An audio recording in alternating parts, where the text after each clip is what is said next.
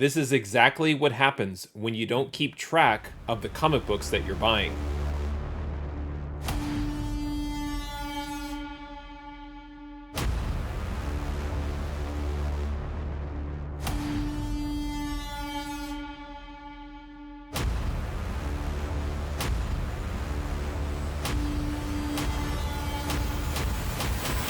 Hey there, today I have an unboxing video, and in this video I'm going to open up an order of comic books that I won at auction from the comic book platform Hip Comic from the seller Infinity Comics. This is a shipment of books that I won at auction back in January of 2024, and I remember specifically bidding on one of the books in this shipment and winning it and being excited to win it because I had plans to send it in for the Frank Miller Signature Series signing event with CGC, and then realized that I had forgotten about it. And when I was looking for an order to open up and go through and grade and catalog and do all that fun stuff, I realized as I was getting ready to unbox this shipment that I had a book in here that I had planned to send in for the signing.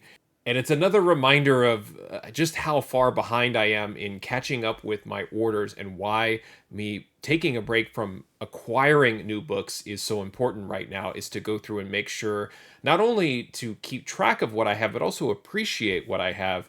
As a collector, I always feel like I need to be chasing books, and what I am realizing as I've gone through now, I'm coming up on 2 to 3 weeks of not having purchased any new books, is that I definitely feel a little bit more relaxed and less stressed out in terms of trying to chase books down, or feeling like I'm missing out on participating in auctions and preparing for auctions and everything that kind of goes along with getting ready to bid on books, or doing a lot of research to submit an order with an online store, or even just coming across a new book, a retailer incentive or a store exclusive, and setting alarms and trying to get ready for when that particular book goes on sale.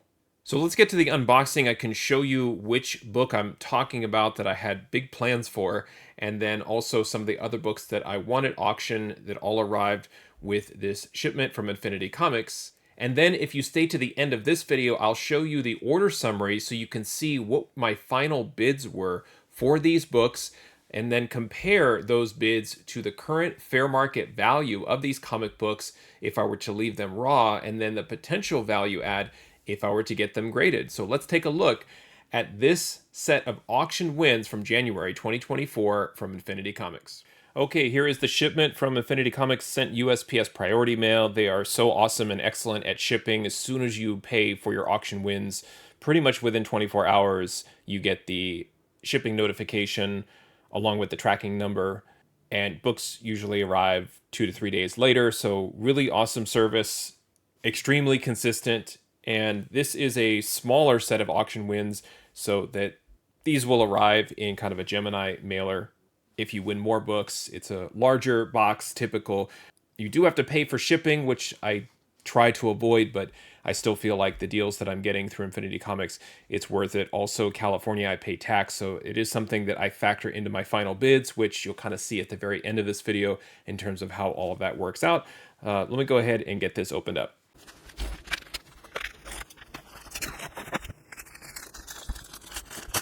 Okay, as always, the comic books are well packed. I will warn you, I did spend the weekend watching baseball outside, and so this is sunburn. I did not receive the super soldier serum or anything of that nature. It's just sunburn, you can see there, and I'll heal up just fine. Let's look at the comics instead. The first book that I won at auction is Iron Man 114. Iron Man 114 is from 1978 and features the first appearance of Arsenal. Spoiler alert, Arsenal was developed by Howard Stark. Really nice John Romita Jr. cover here with the Avengers guest starring in this issue. And man, I can already see here, did I miss that? That's a full tear at the top there. So really unfortunate. When I see books like that with a tear, I immediately just say 8.5 and then just start lowering the final grade on a book like that. So that's unfortunate. I'm going to have to go back and check the scan on that one. This is another reason why you shouldn't wait to open up orders. It's not like there's a bunch of people out there waiting and this is some sort of strategy of mine. Literally just falling behind. Some may even say lazy to get these orders opened up. That was from January. I don't really feel like, in good conscience, I can go to Infinity Comics and say, hey, I just opened this order. It's from January and there's an issue.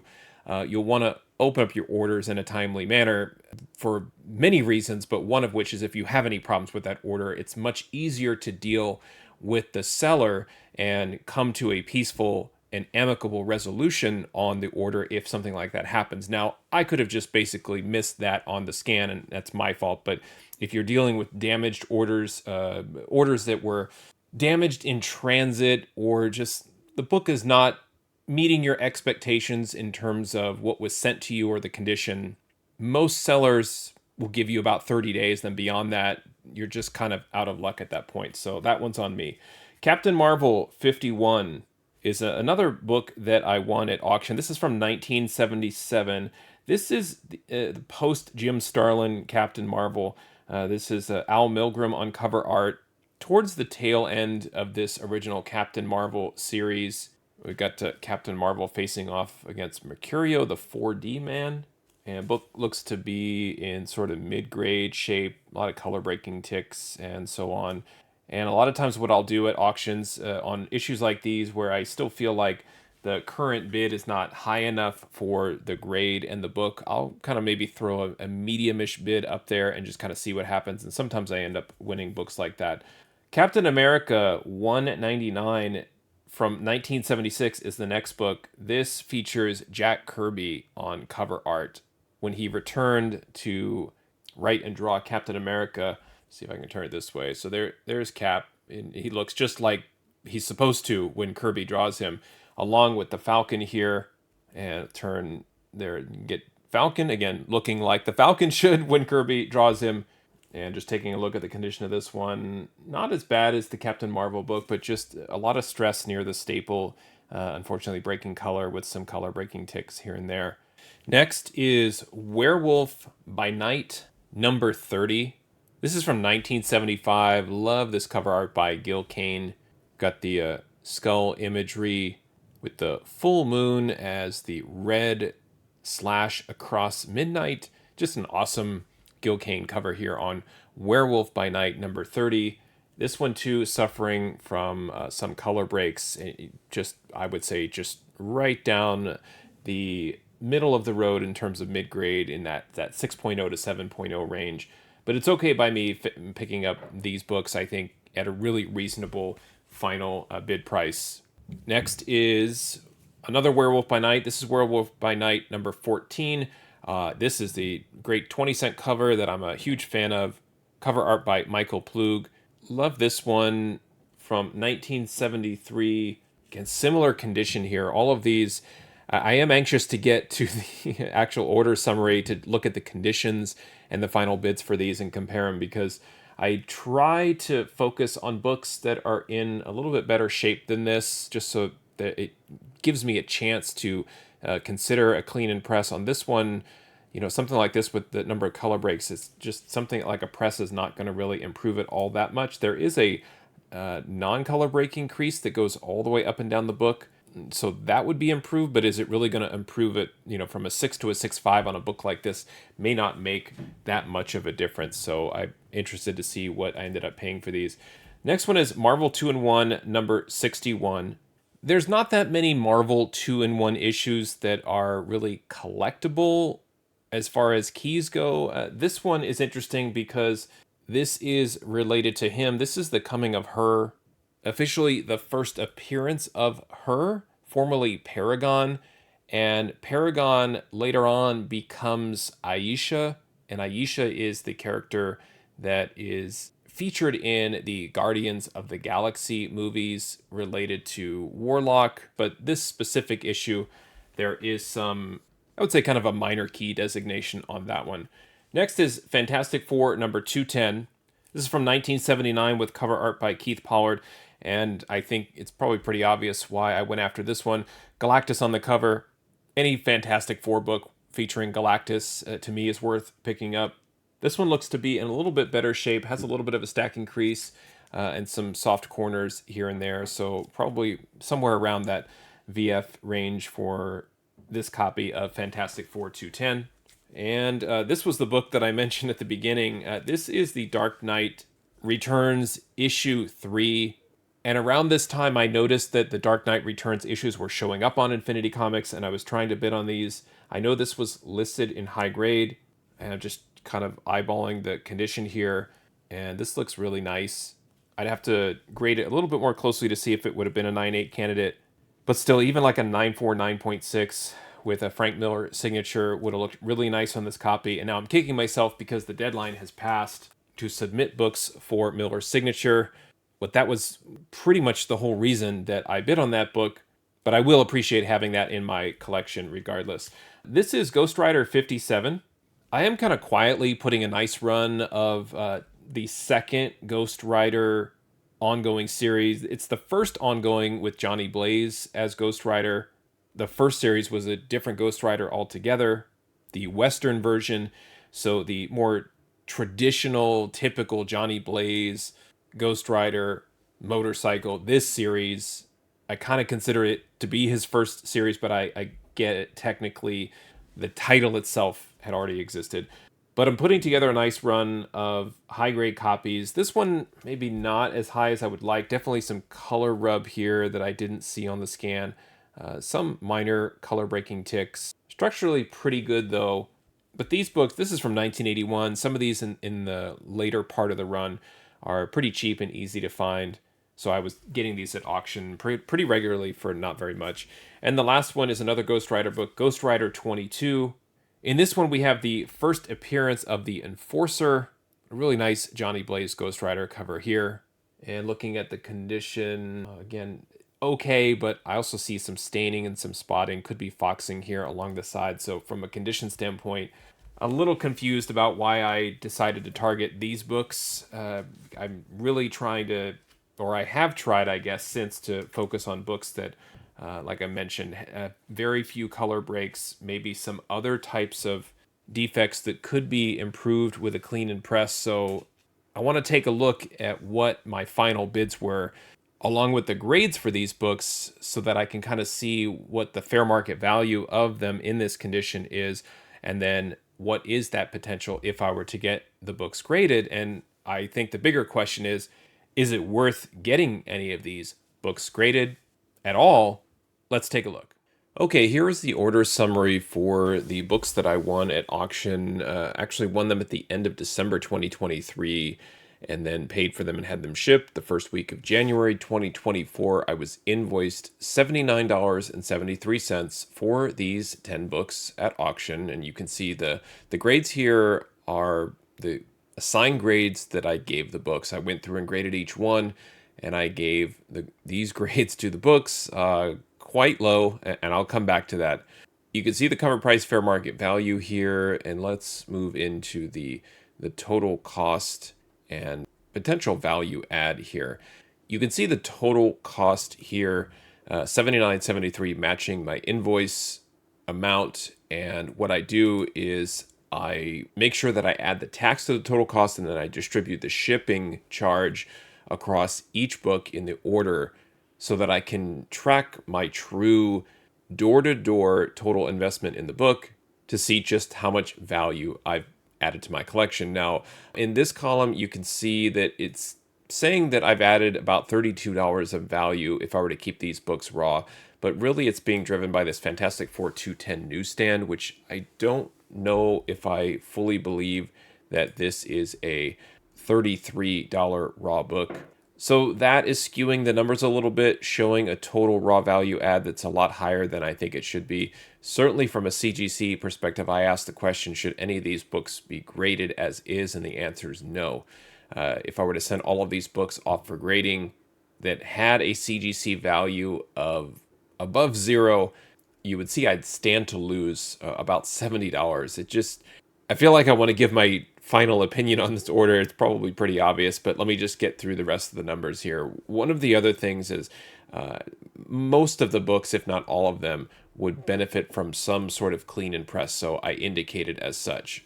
And then looking at my decision column here, you can see that the decisions are pretty much pretty straightforward here. Most of them really are not worth keeping at the grade. There's work involved to improve them, but there's too many defects. There's stains, foxing, color breaks, you name it. For some reason, just the conditions of these books, it's a lot lower than what I would typically pick up from Infinity Comics. It was one book that was a little bit interesting to me, and that's Werewolf by Night, number 14. That's the one with the 20-cent cover. It does have some value if it were to get a grade bump up from the grade I assigned the book, which was a 5.0. The back was pretty filthy and there were color breaks to it along with soft corners, and I just felt like it was a right down the middle mid grade, so I assigned it a 5. It could possibly be a 6 or maybe even a 6.5.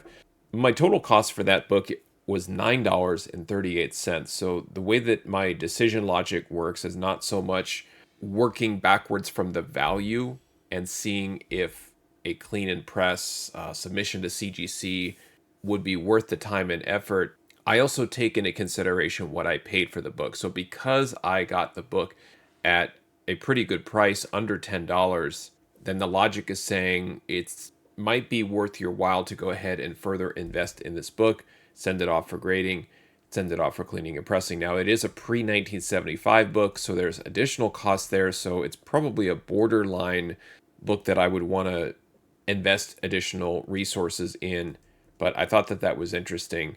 Everything else, even though a clean and press was indicated here that could benefit the book, you can even see here the grade bumps, grade 1, 2, 3.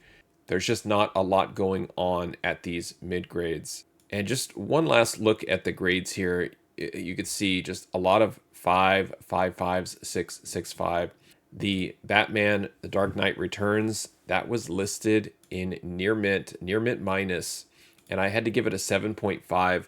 It looked to me like it had kind of a cardstock, a little flimsy cover, but still cardstock, I think. And it looked as if someone had opened the front cover and like held it open for a while. Maybe it was red like that. So there's all of these crinkles and creases that are there that, you know, if you lay it flat and take a photo of it, you don't really see it. And it's probably what I missed on the scan, but there's just permanent creases there in that cardstock that can't come out. And so I gave it a 7.5. That was really disappointing. I was thinking to myself with this order that if that were a near mint minus, and maybe it could be buffed or pressed or something into a 9.4 near mint, that would be a really nice copy to hold on to. But at a 7.5, it's just not all that interesting to me. And so that really contributed to the overall average grade of these books being about a 5.65. And books around the fine or fine minus grade, it's really tough for me to hold on to, and it's too far away from the value that I'm looking for with these books. Now, I think just kind of looking over this order in particular and looking at the prices I paid, the values, the grades, and so forth, I think it's pretty obvious that this didn't really work out as I would typically expect, where with books that I target, auctions that I participate in, bids that I place on the books, looking at certain grades. The only thing I'll say is maybe my standards changed between December and earlier 2024. Maybe this was at the tail end of some of the auctions that I had just kind of learned from. And so I don't necessarily need an order like this to kind of teach me and educate me as far as what I really need to look for. But it's another set of auction wins that I wanted to share with you so you can really see what ends up happening if you feel like you're targeting certain books, but maybe accepting a lower or a mid-grade copy. You end up feeling kind of like you're holding the bag in a way where there's really not much to do with these books. And I know sometimes you think to yourself like, well, it's really around maybe collecting a run.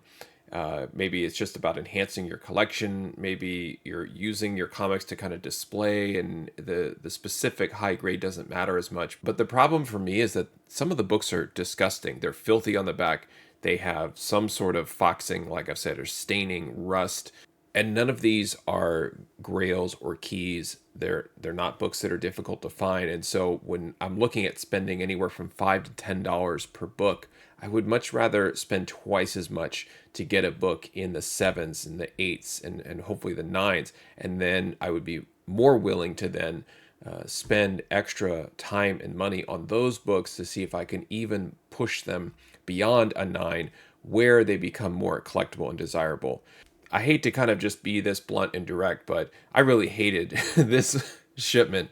These are books that, frankly, I don't really want. I mean, I want these comics, but some of them I already have in a higher grade, but some of them are just so filthy and gross that I just want to part with them any way that I can. And there's part of me that's a little worried because I've been opening a lot of recent Infinity Comics auction wins, and I feel like I've been doing better with those. And I have some older auction wins still to go through where I may have lowered my standards because I was trying to acquire certain books. So time will tell as I go through all of these orders. If some of these mid-grade issues work out, or did I snag some VF or VF Plus copies to go along with it? These books were a mixture of VF, fine, very fine. They were kind of all over the place, but I would say they're almost like a full grade or grade and a half lower than books I would typically bid on. So a little disappointed in myself. Definitely a lesson learned. But I feel like if I have an opportunity to maybe move some of these books or just kind of get rid of them, purge them from my collection, keep a couple of the best copies, I'll be okay. And that's just kind of the way that I collect. I really try to take a look whether if it's a complete order or if I have multiple copies of a specific issue. Just trying to make sure that I'm keeping only the best of the best. And that's probably what I'll end up doing with this order as well. Thanks for watching. Happy collecting, and see you next time.